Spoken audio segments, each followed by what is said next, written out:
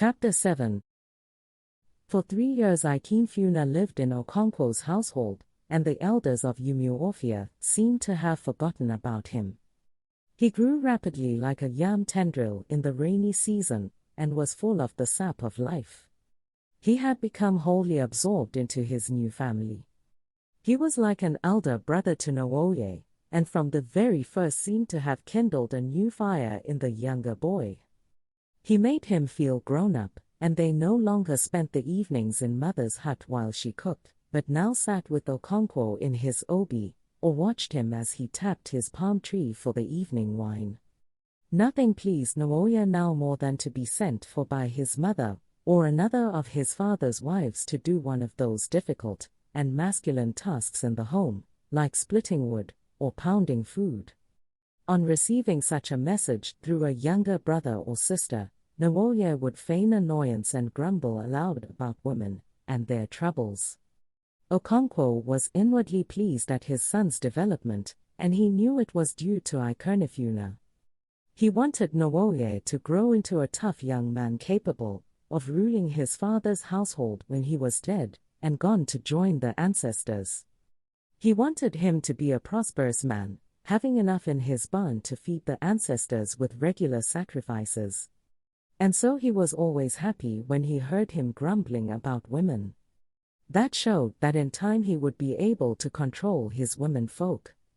No matter how prosperous a man was, if he was unable to rule his women and his children, and especially his women, he was not really a man. He was like the man in the song who had 10 wives and not enough soup for his fufu. So Okonkwo encouraged the boys to sit with him in his obi, and he told them stories of the land, masculine stories of violence and bloodshed. Nwoye knew that it was right to be masculine and to be violent, but somehow he still preferred the stories that his mother used to tell, and which she no doubt still told to her younger children, stories of the tortoise and his wily ways, and of the bird Inik Enti Oba, who challenged the whole world to a wrestling contest, and was finally thrown by the cat. He remembered the story she often told of the quarrel between earth and sky long ago, and how sky withheld rain for 7 years, until crops withered and the dead could not be buried, because the hose broke on the stony earth.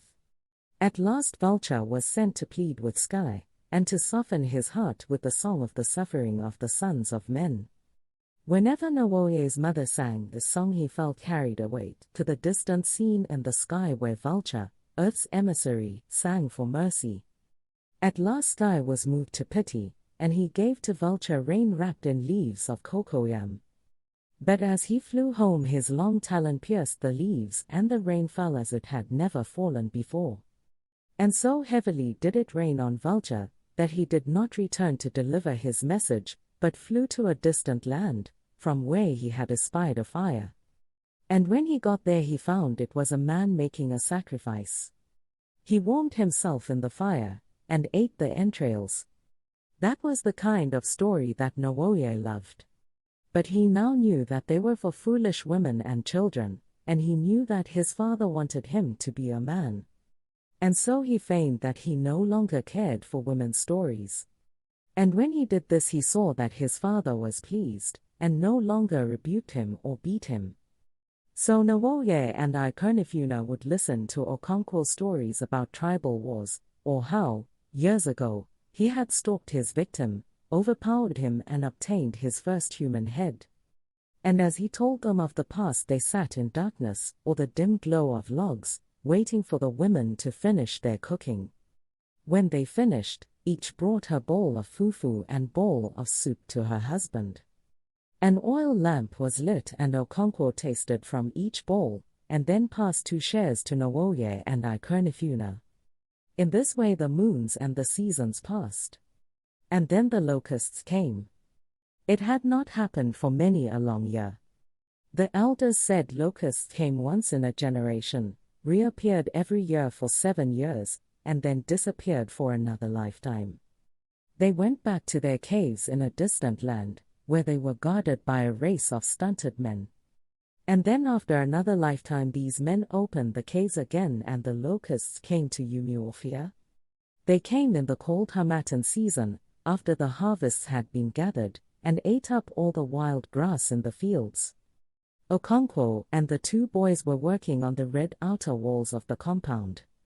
This was one of the lighter tasks of the after-harvest season. A new cover of thick palm branches and palm leaves was set on the walls to protect them from the next rainy season. Okonkwo worked on the outside of the wall, and the boys worked from within. There were little holes from one side to the other in the upper levels of the wall, and through these Okonkwo passed the rope, or tai-tai, to the boys, and they passed it round the wooden stays, and then back to him, and in this way the cover was strengthened on the wall. The women had gone to the bush to collect firewood, and the little children to visit their playmates in the neighboring compounds. The Harmattan was in the air and seemed to distill a hazy feeling of sleep on the world. Okonkwo and the boys worked in complete silence, which was only broken when a new palm frond was lifted onto the wall, or when a busy hen moved dry leaves about in her ceaseless search for food. And then quite suddenly a shadow fell on the world, and the sun seemed hidden behind a thick cloud. Okonkwo looked up from his work and wondered if it was going to rain at such an unlikely time of the year. But almost immediately a shout of joy broke out in all directions, and Umuofia, which had dozed in the noonday haze, broke into life and activity. "Locusts are descending," was joyfully chanted everywhere, and men, women and children left their work, or their play, and ran into the open to see the unfamiliar sight. The locusts had not come for many, many years, and only the old people had seen them before. At first, a fairly small swarm came. They were the harbingers sent to survey the land. And then appeared on the horizon a slowly moving mass like a boundless sheet of black cloud drifting towards Umuofia. Soon it covered half the sky, and the solid mass was now broken by tiny eyes of light like shining stardust. It was a tremendous sight, full of power and beauty. Everyone was now about, talking excitedly, and praying that the locusts should camp in Umuofia for the night. For although locusts had not visited Umuofia for many years, everybody knew by instinct that they were very good to eat. And at last the locusts did descend. They settled on every tree, and on every blade of grass they settled on the roofs and covered the bare ground. Mighty tree branches broke away under them, and the whole country became the brown earth color of the vast, hungry swarm. Many people went out with baskets trying to catch them, but the elders counseled patience till nightfall. And they were right. The locusts settled in the bushes for the night, and their wings became wet with dew.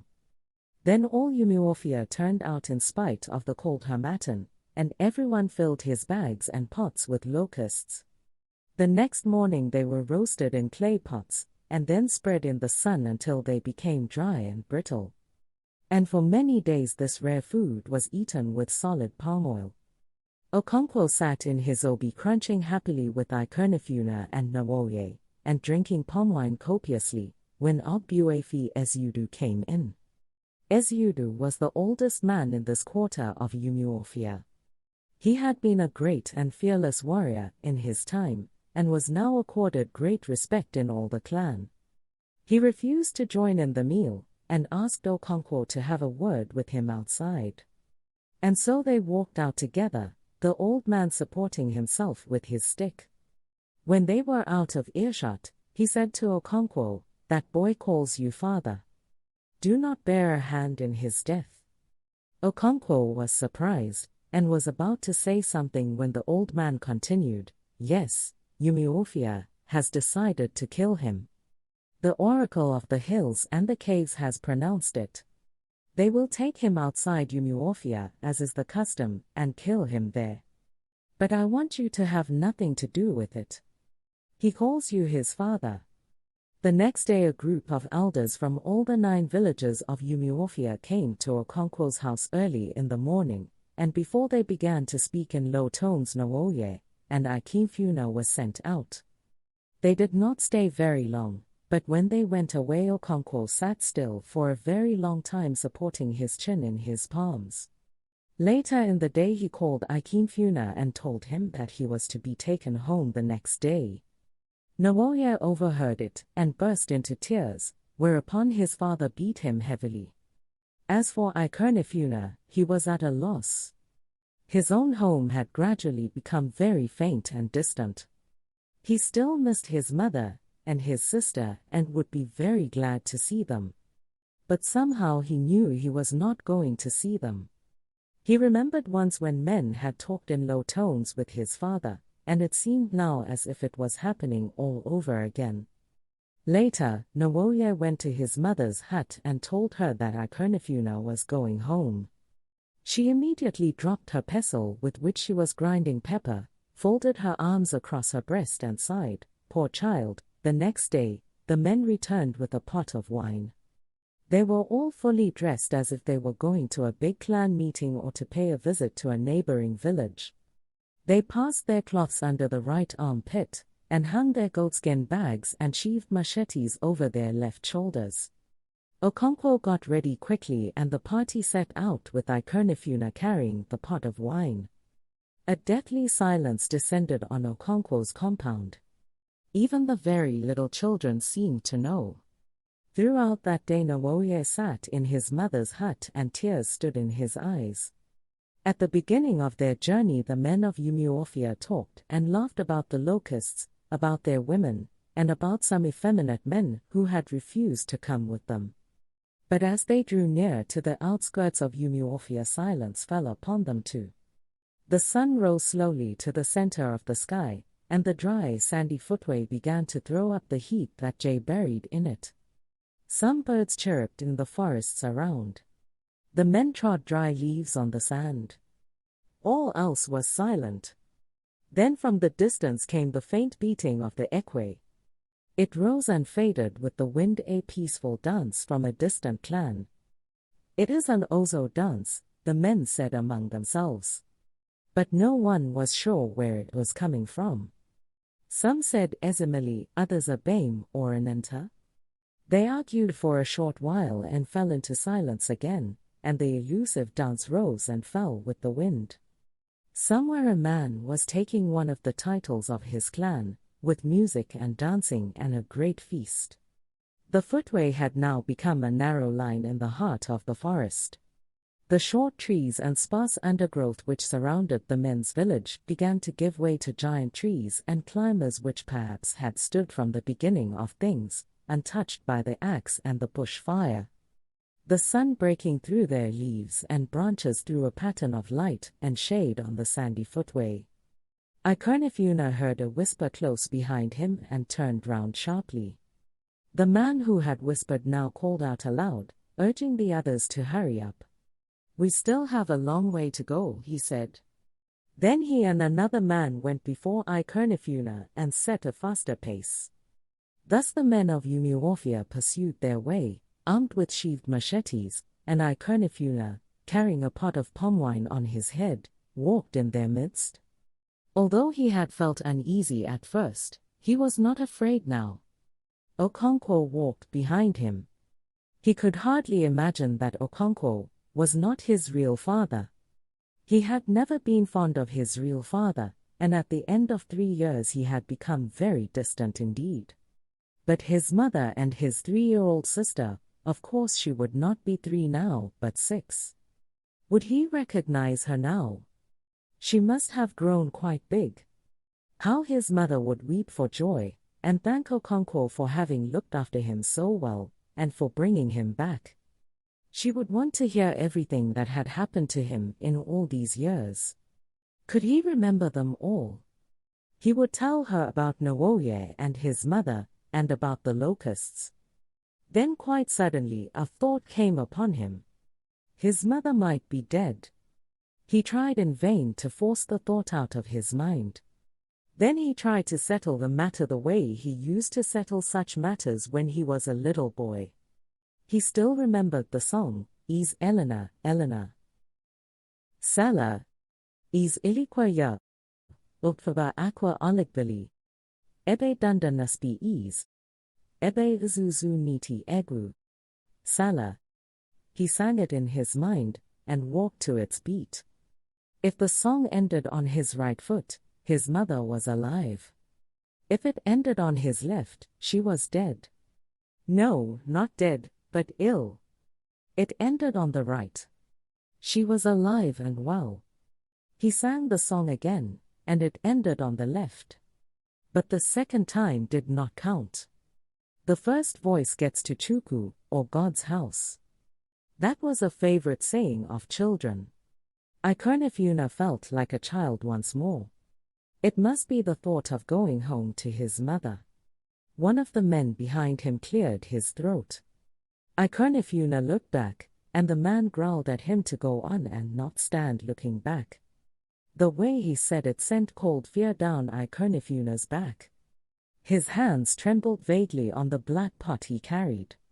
Why had Okonkwo withdrawn to the rear? Ikonifuna felt his legs melting under him. And he was afraid to look back. As the man who had cleared his throat drew up and raised his machete, Okonkwo looked away. He heard the blow. The pot fell and broke in the sand.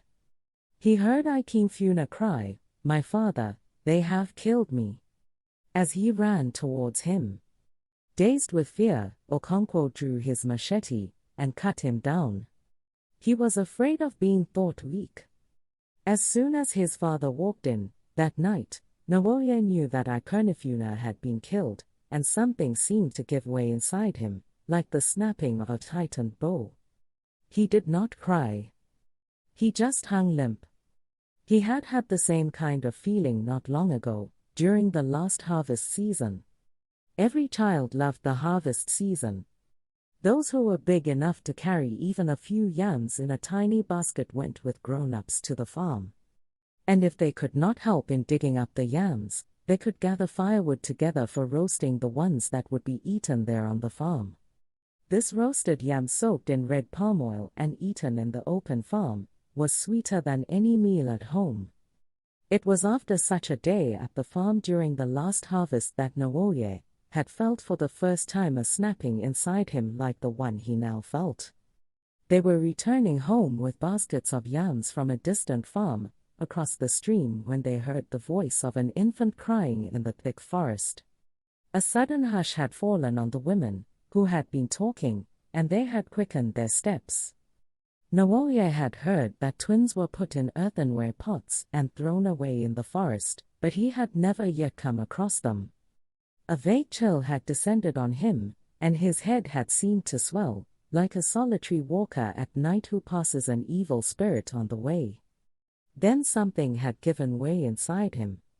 It descended on him again, this feeling, when his father walked in, that night after killing Ikonifuna.